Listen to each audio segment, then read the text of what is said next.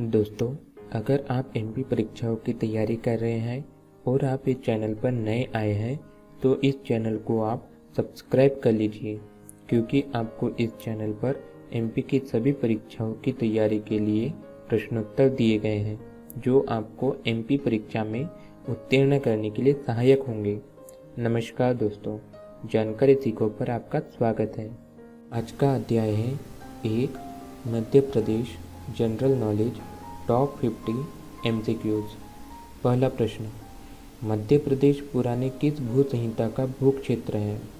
इसका उत्तर है गोंडवाना लैंड, क्योंकि मध्य प्रदेश गोंडवाना लैंड भू संहिता के क्षेत्र के अंतर्गत आता है, जबकि मध्य प्रदेश में नीचे धारवाड़ क्रम शुरू होता है। अगला प्रश्न, प्रदेश के किन स्थानों पर शैल चित्रों द्वारा आदि मानव के होने के प्रमाण मिलते हैं? इसका उत्तर है होशंगाबाद, रायसेन और सागर के निकट अर्थात सभी में, क्योंकि मध्य प्रदेश के होशंगाबाद, रायसेन, सागर के निकट एरन में शैल चित्र द्वारा आदि मानव के होने के प्रमाण मिले हैं। अगला प्रश्न, कौन सा स्थान प्रदेश को ताम्रपाषाण संस्कृति से संबद्ध करता है? इसका उत्तर है कायथा, क्योंकि कायथा नामक स्थान उज्जैन से पूर्व में 25 किलोमीटर दूर स्थित है, जो कि ताम्रपाषाण संस्कृति से संबद्ध है, क्योंकि यहाँ कुछ तांबे की चूड़ियाँ व कुल्हाड़ियाँ प्राप्त हुई हैं। अगला प्रश्न, निम्न में से कौन से स्थल पूर्णपाषाण युगीन से संबंधित नहीं है? इसका उत्तर है शिवपुरी, ग्वालियर। अगला प्रश्न, किस वेद के अंतर्गत प्रदेश की जीवनदायिनी नदी नर्मदा का उल्लेख रेवा के नाम से है? इसका उत्तर है ऋग्वेद, क्योंकि ऋग्वेद में प्रदेश की जीवनदायिनी नदी नर्मदा का नाम रेवा के नाम से है। पुरुकुत्स से विवाह होने के पश्चात ही रेवा का नाम नर्मदा किया गया था। अगला प्रश्न है, राजा महिष्मत ने नर्मदा के किनारे महिष्मती यानी महेश्वर की स्थापना की। वे किस वंश के शासक थे? इसका उत्तर है हैहय वंश, क्योंकि राजा महिष्मत जो हैहय वंश के थे ने नर्मदा के किनारे महिष्मती की स्थापना की थी। महिष्मती वर्तमान में महेश्वर के नाम से प्रसिद्ध है, जो खरगोन जिले में है। अगला प्रश्न, प्राचीन ग्रंथानुसार किस राजा के साथ रेवा या नर्मदा का विवाह हुआ था? इसका उत्तर है पुरुकुत्स, क्योंकि प्राचीन ग्रंथानुसार पुरुकुत्स के साथ रेवा का विवाह हुआ था। विवाह पश्चात रेवा का नाम नर्मदा रखा गया था। अगला प्रश्न, किस नरेश ने नर्मदा के तट पर मांधाता नगरी ओंकारेश्वर को बसाया था? इसका उत्तर है राजा मुचकुंद, क्योंकि इक्ष्वाकु वंश के राजा मुचकुंद ने नर्मदा तट पर अपने पूर्वज नरेश मंदाता के नाम पर मंदाता नगरी की स्थापना की थी। अगला प्रश्न है, टुंडीकर किस शहर का प्राचीन नाम है? इसका उत्तर है दमोह। अगला प्रश्न है, रामायण काल के शत्रुघ्न के पुत्र शत्रुघाती ने प्रदेश के किस स्थान पर शासन किया? इसका उत्तर है विदिशा, क्योंकि शत्रुघाती रघुवंशी ने विदिशा पर शासन किया एवं कुशावती को अपनी राजधानी बनाया।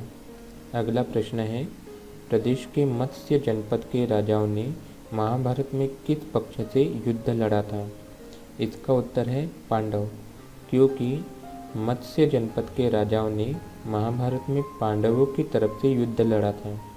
इस युद्ध में वत्स, काशी, चेदी, दशार्ण व मत्स्य जनपदों के राजाओं ने पांडवों का साथ दिया था।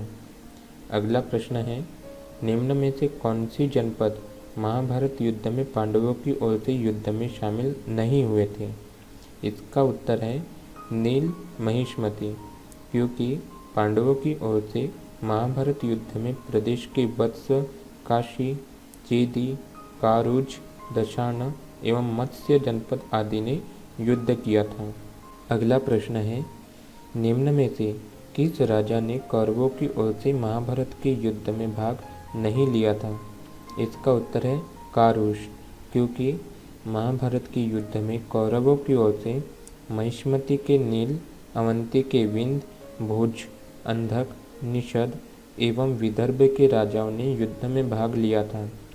अगला प्रश्न है, महाजनपद काल की 16 जनपदों में से एक बहुत बड़ी महाजनपद अवंती थी, जिसकी एक राजधानी उज्जैनी थी तथा दूसरी कौन सी है?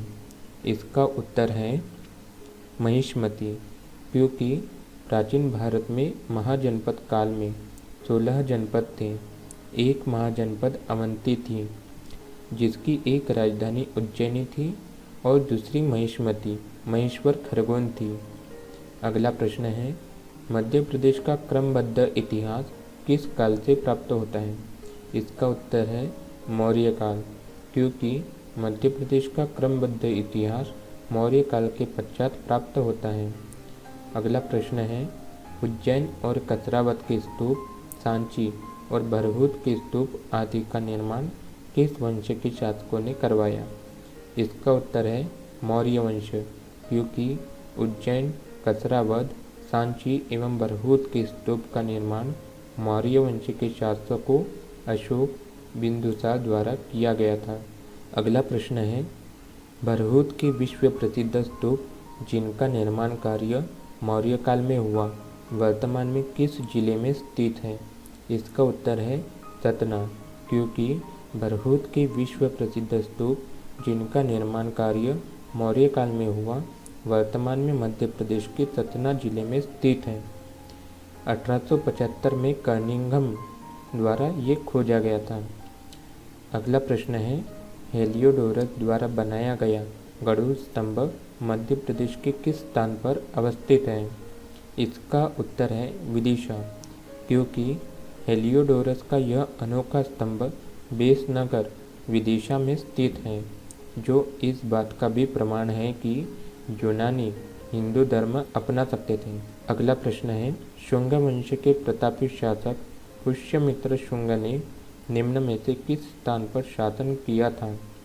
इसका उत्तर है विदिशा, क्योंकि शुंग वंश के प्रतापी राजा पुष्यमित्र शुंग ने विदिशा को अपनी राजधानी बनाया था। पुष्यमित्र शुंग मौर्य साम्राज्य में सेनापति हुआ करता था, जिसने मौर्य सम्राट बृहद्रथ की हत्या कर राज्य हड़पा था। अगला प्रश्न है, उदयगिरी की विश्व प्रसिद्ध गुफाएं एवं तिगवा के मंदिरों का निर्माण किस वंश के शासकों ने करवाया? इसका उत्तर है गुप्त वंश, क्योंकि उदयगिरी की विश्व प्रसिद्ध गुफाएं विदिशा एवं तिगवा के मंदिर जबलपुर का निर्माण गुप्त वंश के शासकों ने करवाया था। अगला प्रश्न है, प्राचीन काल के मेकल क्षेत्र को वर्तमान में किस नाम से जाना जाता है? इसका उत्तर है अमरकंटक क्षेत्र, क्योंकि प्राचीन काल में मेकल क्षेत्र वर्तमान अमरकंटक क्षेत्र को कहते थे। यही पास में मेकाल श्रेणी का भाग भी उपस्थित है। अगला प्रश्न है, बौद्ध यात्री वेनसांग ने मध्य प्रदेश के प्रमुख नगरों की यात्रा की, वह कहाँ का यात्री था? इसका उत्तर है चीनी, क्योंकि बौद्ध यात्री वेनसांग ने मध्य प्रदेश के कई नगरों की यात्रा की थी। वेनसांग चीनी यात्री था और वह 7वीं शताब्दी में हर्षवर्धन के काल में भारत आया था। अगला प्रश्न है, मध्यकाल में परमार वंश का शासन क्षेत्र कौन सा था? इसका उत्तर है मालवा, क्योंकि मध्यकाल में परमार वंश का शासन मालवा क्षेत्र में था। इस वंश के प्रमुख राजा भोज था। अगला प्रश्न, परमार शासकों ने किस स्थान को अपनी राजधानी बनाई?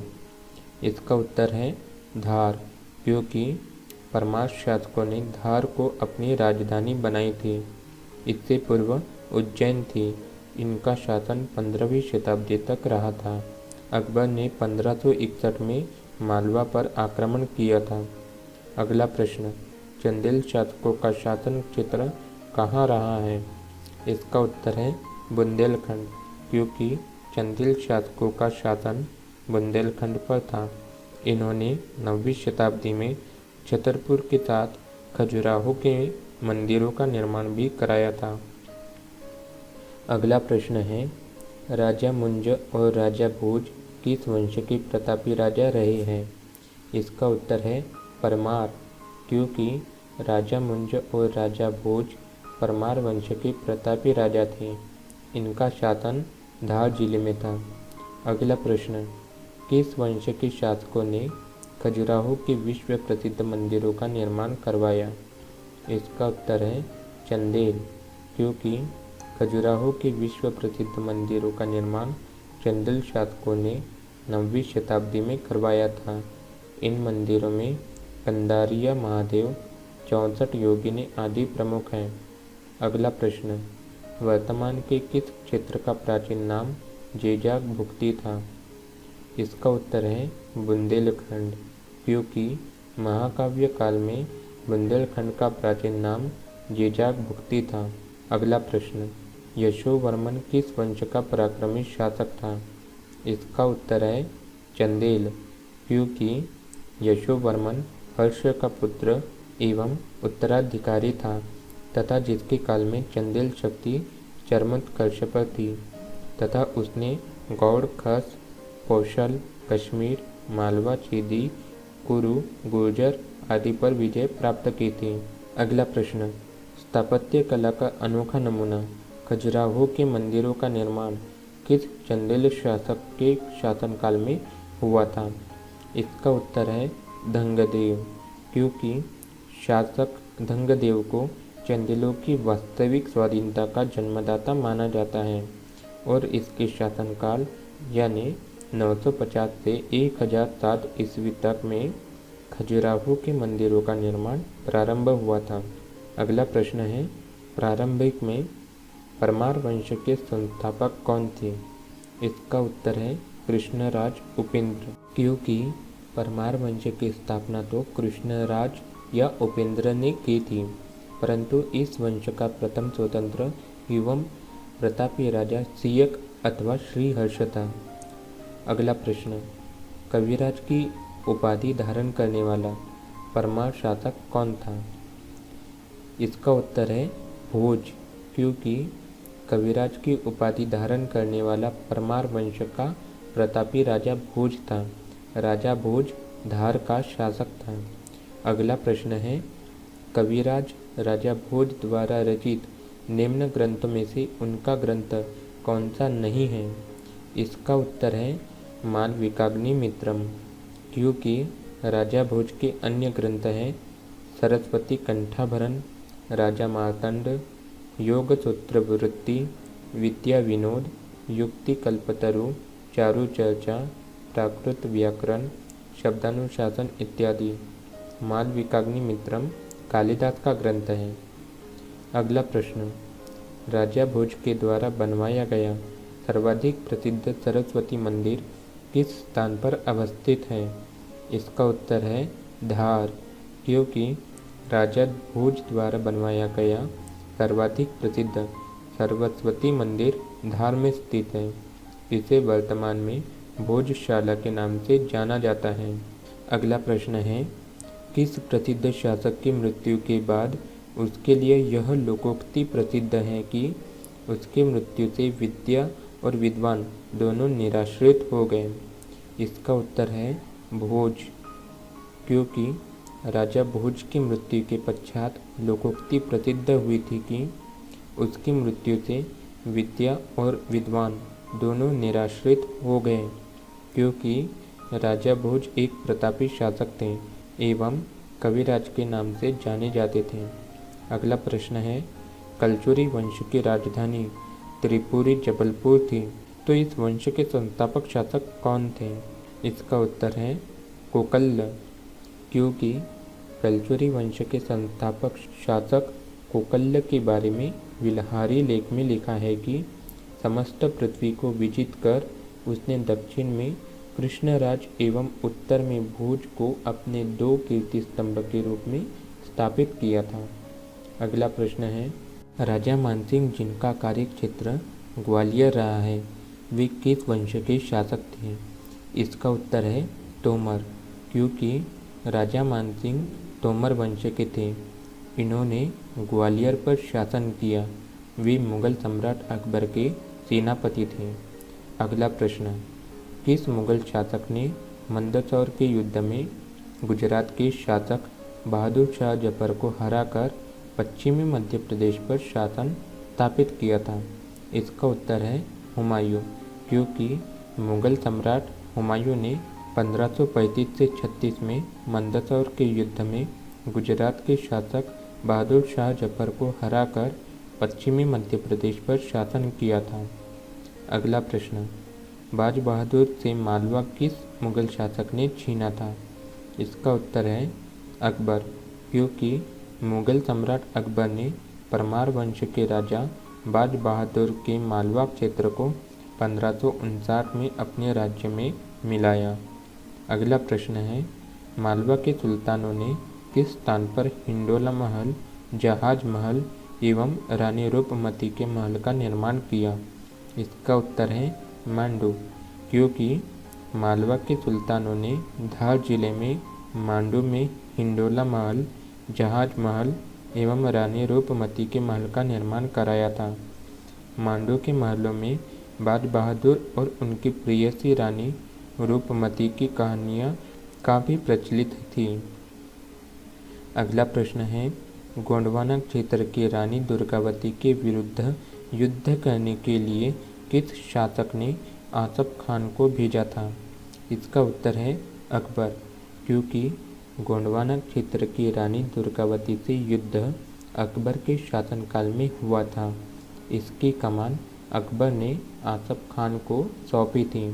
सन 1564 में हुए इस युद्ध में मुगल सेना विजय हुई। अगला प्रश्न है, अकबर ने ग्वालियर को किस वर्ष में अपने अधिकार में ले लिया था? इसका उत्तर है 1559, क्योंकि अकबर ने ग्वालियर को अपने राज्य में 1559 से मिलाया था। तब अकबर की उम्र मात्र 17 वर्ष की थी। अकबर ने सर्वप्रथम 1561 में मालवा विजय किया था। अगला प्रश्न है, मांडू में चित्तौड़ विजय के उपलक्ष्य में किस शासक ने विजय स्तंभ का निर्माण करवाया? इसका उत्तर है महमूद शाह, क्योंकि मांडू में चित्तौड़ विजय में उपलब्ध में महमूद शाह ने विजय स्तंभ का निर्माण कराया था। अगला प्रश्न, साहस व देशभक्ति के लिए भारतीय इतिहास में अमर रानी दुर्गावती का किस क्षेत्र से संबंध था? इसका उत्तर है गढ़मंडल, क्योंकि भारतीय इतिहास में नारी शक्ति एवं साहस के प्रतीक रानी दुर्गावती गोंडवाना क्षेत्र के गढ़मंडल की शासिका थी। अगला प्रश्न है, रानी दुर्गावती से अकबर के किस सिपहसालार ने युद्ध किया और रानी को पराजित किया? इसका उत्तर है आसफ खान, क्योंकि रानी दुर्गावती से सुलह समझौता करने के लिए अकबर ने अपने सिपह सलाहकार आसफ खान को भेजा था, पर युद्ध के आखिरी क्षणों में रानी दुर्गावती ने आत्महत्या कर ली थी। अगला प्रश्न है, भोसले ने किस क्षेत्र में अपने स्वतंत्र राज्य की स्थापना की थी? इसका उत्तर है नागपुर, क्योंकि इंदौर पर होलकर ने, ग्वालियर पर सिंधिया ने तथा नागपुर पर भोसले एवं बड़ौदा में गायकवाड़ ने अपने अपने स्वतंत्र राज्यों की स्थापना की थी। अगला प्रश्न है, मध्य प्रदेश के निम्नलिखित स्थल में से सम्राट अशोक का शिलालेख नहीं मिला है।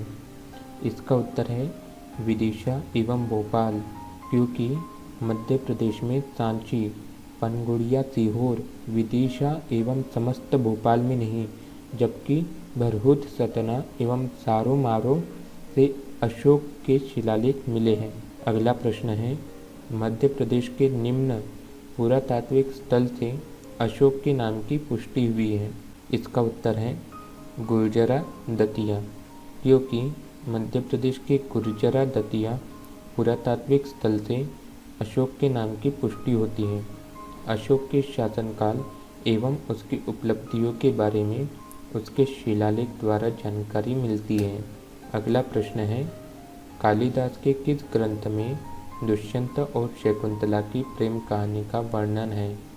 इसका उत्तर है अभिज्ञान शाकुंतलम, जो कि कालिदास की प्रसिद्ध कृति अभिज्ञान शाकुंतलम नाटक में राजा दुष्यंत एवं शकुंतला की प्रेम कथा का वर्णन किया गया है। अगला प्रश्न है, हैहय राजाओं में सबसे प्रतापी राजा कौन थे? इसका उत्तर है कार्तवीर्य अर्जुन। इसी के साथ में दोस्तों हमारे टॉप 10 MCQs यहीं पर ख़त्म होते हैं। मेरा ये वीडियो पूरा देखने के लिए आपका बहुत बहुत धन्यवाद।